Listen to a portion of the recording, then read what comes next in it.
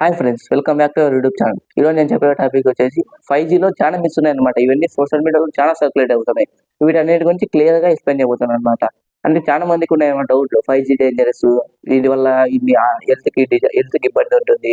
అలాగే 5G వల్ల మనకి మొబైల్కి దెబ్బతింటుంది, మన బాడీలో పార్ట్స్ అన్ని పోతాయి అని చాలా మంది నమ్ముతారు కదా. వాటన్నిటి గురించి ఈ రోజు వీడియోలో మన టాపిక్ క్లియర్గా ఇవ్వబోతున్నాం అనమాట. ఫస్ట్ మిత్ వచ్చేసి 5G అనేది మన హెల్త్కి ఇబ్బంది అని. అంటే ఇప్పుడు 5G రేడియేషన్ వల్ల ఏమవుతుందంటే మనకి క్యాన్సర్ వస్తుంది అంటారు అనమాట. ఇదన్నీ ఫేక్ అనమాట. 5G అనేది నాన్ అయోనైజింగ్ రేడియేషన్ అనమాట.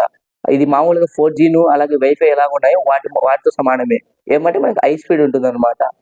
ఈ డబ్ల్యూహెచ్ఓ ప్రకారం అలాగే సైంటిస్ట్ ప్రకారం ఏమిటంటే సేఫ్లో మనం లిమిట్గా వాడితే కనుక 5G అనేది సేఫ్ అనమాట.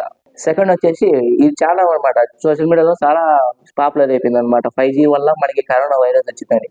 5G అనేది డిజిటల్, అలాగే మనకి కరోనా అనేది బయాలజికల్. మనకి డిజిటల్కి బయాలజీకి ఏమైనా సంబంధం ఉందా? మనకి 5G వల్ల కరోనా వచ్చిందంటే ఎలా నమ్ముతారు? ఏదైనా ఫేక్ అనమాట. థర్డ్ వచ్చేసి 5G అనేది మన మొబైల్ బ్యాటరీని డ్రైన్ చేస్తుందని. ఇంతకు ప్రకారం అయితే వాస్తవమే. మన పాత మొబైల్స్ లో అయితే డ్రైన్ చేస్తుంది. ఇప్పుడు వచ్చే మొబైల్స్ కి ఆటో ఆప్టిమైజేషన్ ఉందన్నమాట. వీటి వల్ల ఏమవుతుందంటే 5G మనకి ఉన్నప్పుడు మాత్రమే తీసుకొని మనకి 5G లేనప్పుడు 4Gలోనే వస్తుంది అనమాట. అప్పుడు ఏమవుతుందంటే మనకి అనేది ఆటో స్విచ్చింగ్ తగ్గుతుంది. తగ్గడం వల్ల ఏమవుతుందంటే మనకి అనేది బ్యాటరీ డ్రైనింగ్ అనేది తగ్గుతుంది. ఫోర్త్ వచ్చేసి మనకి 5G వల్ల మన మొబైల్ అనేది హీట్ అవుతుందని. ఇది మామూలుగా అయితే హీట్ అవ్వదు, కానీ మనం ఎక్కువ గేమ్స్ ఆడినా లేదంటే హాట్స్పాట్ ఆన్లో పెట్టినందుకు మన మొబైల్ అనేది హీట్ అవుతుంది అనమాట. అంతేగాని మన 5G వల్లే కంప్లీట్గా హీట్ అవుతుంది కాదనమాట. మనం ఒకవేళ లాంగ్ టైం ఎక్కువ యూజ్ చేస్తుంటే కనుక మనకనే హీట్ అవుతుంది అనమాట. ఫిఫ్త్ వచ్చేసి 5G అనేది హై స్పీడ్ అండ్ రాకెట్ మాత్రం వస్తుందని అనుకుంటారు అనమాట. ఇది అనేది మనకి స్పీడ్ అనేది టవర్ అలాగే బ్యాండ్ వీటి వల్ల డిపెండ్ అవుతుంది అనమాట.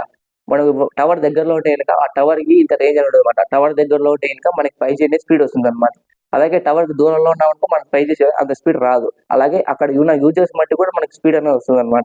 నెక్స్ట్ వచ్చేసి మనకు 5G ఉండాలంటే కంపల్సరీగా మనం సిమ్ని మళ్ళీ కొత్త తీసుకోవాలి అని. అలానే ఎటువంటిది కాదు, మనకున్న 4G సిమ్నే మనం 5G కన్వర్ట్ అయ్యేలాగా అందరూ డిజైన్ చేశామన్నమాట. మనకి అవసరం ఉండాల్సిన వచ్చి 5G ఫోన్ ఉండాలి, అలాగే మనకి ఏరియా కవరేజ్ ఉండాలి, దాంతో పాటు 5G ప్లాన్ ఉండాలి అనమాట. అప్పుడే మనకి 5G వస్తుంది. ఇన్ కేస్ కొన్ని సిమ్లు కాల్ సిమ్లు ఉంటాయి కదా, 10 years 9 years అట్లా సిమ్లకి అయితే కనుక 5G సపోర్ట్ చేయదన్నమాట. కొన్ని దాంట్లోకి ఇస్తుంది, కొన్ని దాంట్లో చేయదు. అప్పుడు ఏం చేయాలంటే సిమ్లు కొత్తది తీసుకోవాలన్నమాట, రీప్లేస్మెంట్ పెట్టి. సో ఫ్రెండ్స్, నేను చెప్పినటువంటి అర్థమయ్యాయి కదా. మీకు ఈ వీడియో కనుక నచ్చితే లైక్ చేసి షేర్ చేసి సబ్స్క్రైబ్ చేసుకోండి.